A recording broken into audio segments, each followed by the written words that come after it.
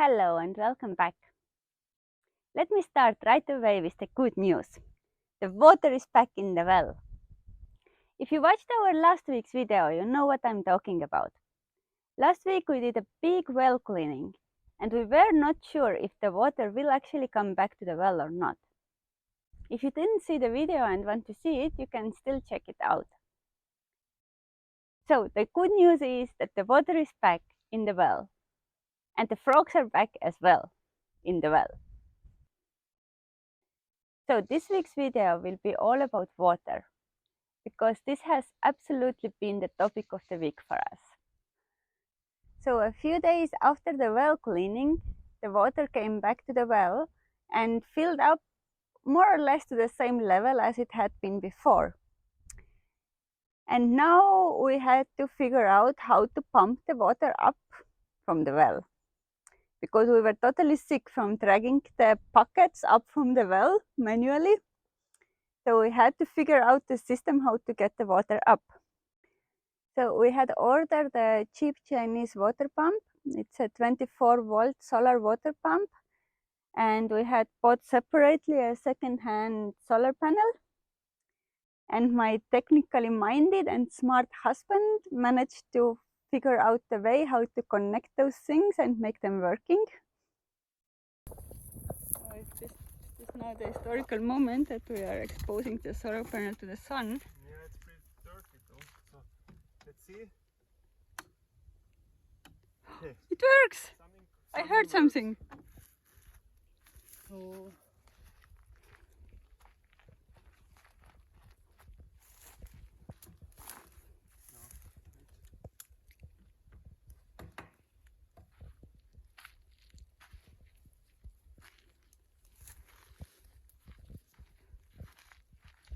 that should be open, yeah? Switch on.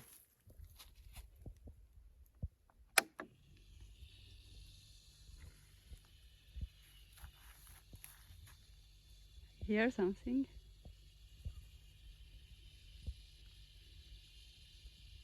Long time. Yoo-hoo! Water! It works! Amazing!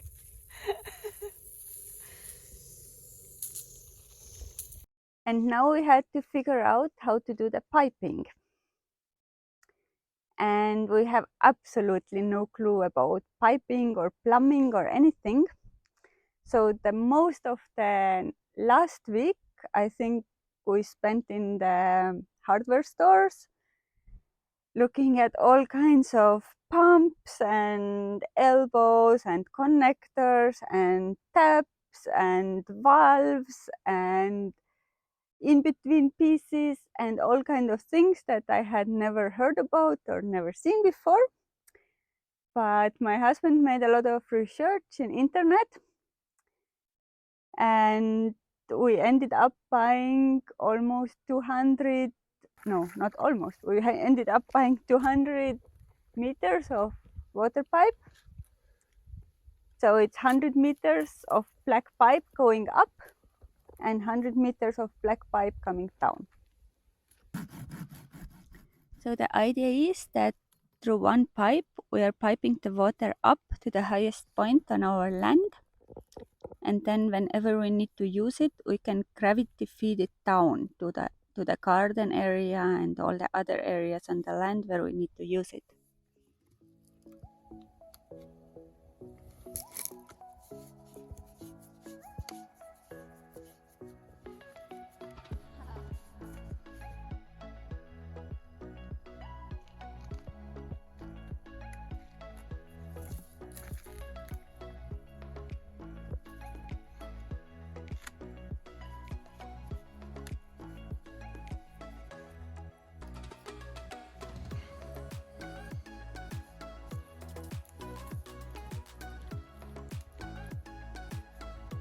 The blue thing around the pump is a frog protection, because we don't want our cute little frogs to get sucked in by the pipe.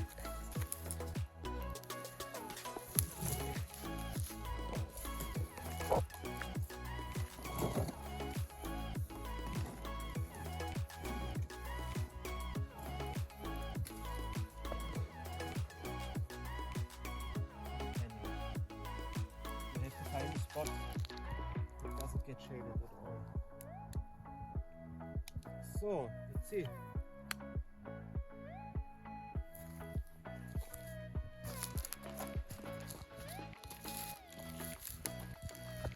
Doing something before.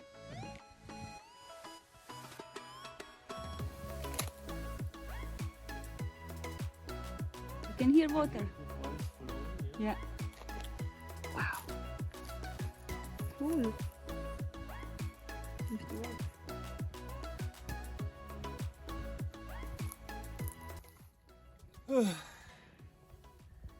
And then let's see upstairs if it flows.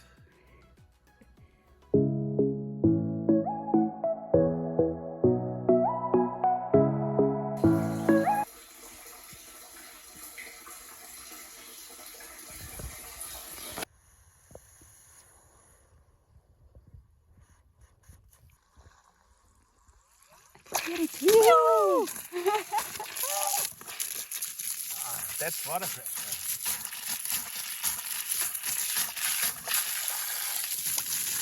Yeah? Wow! Working! We have running water! So here we have two IBC tanks that are connected to each other. So the water comes in with one pipe from the well, comes into one of the tanks, and since they are connected, the water level balances out between both of them, and then the water is piped by through the other pipe. The other pipe, this one, brings the water back to the garden. And by the way, you have to always cover your IBC containers. This is a mistake we did. Everybody told us that we have to cover the containers. And we thought, yeah, it's just for a couple of days until we are installing the system, and then we will look into the covering materials. And it took us like, it's just 3-4 days and the water is already turning green. There are some algae in there and it's gonna be super difficult to clean it.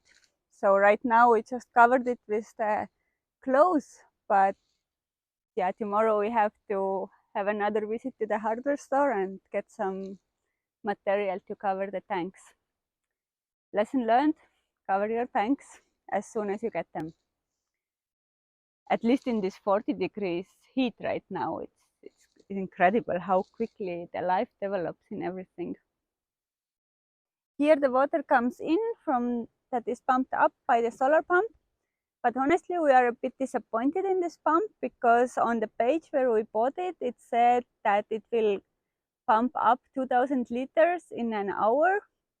In reality, right now, it takes us like a whole day of full sun to pump up 1000 liters. Each of those containers is 1000 liters. So it's a bit disappointing. So the point of this whole installation here is to use gravity to create water pressure, because the solar pump only works when there is full sun. It doesn't even work in half sun or half shade. And we need to do the watering usually in the evening when the sun is already down, otherwise we will just burn our plants. And for now it actually works pretty good, I have to say. Eventually, of course, we want to get a bigger water tank to be able to store more water and also do rainwater collection and all kinds of things. But for now it's great. At least we can use the garden hose. It's already great. I've been also very busy with the garden. All those seeds that I planted last week have grown into seedlings and have been already transplanted. This whole garden thing here is a huge learning curve for me, of course, and I didn't expect it to work out perfectly in the first place. Everything that I planted last week has kind of survived, but looks a bit sad. Some things look a little better, some look worse. But the first thing for me that I learned, I mean, I'm from Northern Europe, so for me, the basic rule of gardening used to be always that plants need sun. Plants love sun, so you have to expose them. You have to expose your plants to the sun as much as possible. You have to find the most sunny spot so they get as much sun as possible, because that's what we do in Northern Europe. Here in Portugal, totally different story. I found the most sun-exposed spot in my garden, in my land to make the garden, and of course, I mean, we have 45 degrees and full sunshine from morning till evening. Everything just burns. It's like, it just burns. So you have to basically, in Portugal, in this climate, you have to protect your plants from the sun. And I guess for people from southern countries, it's like common sense, it's obvious. But for me, it's like, yeah, I really takes me time to wrap my head around it. So I'm considering to maybe even get shade clothes or something, but it's, yeah, I have to think about it. It's a little hard decision for me to buy this plastic thing. It's kind of plastic, but maybe I have to. We will see. I will decide it next week. For now, I found another solution to use the plants for it. So I'm just picking some ferns and putting them around my plants. That also works.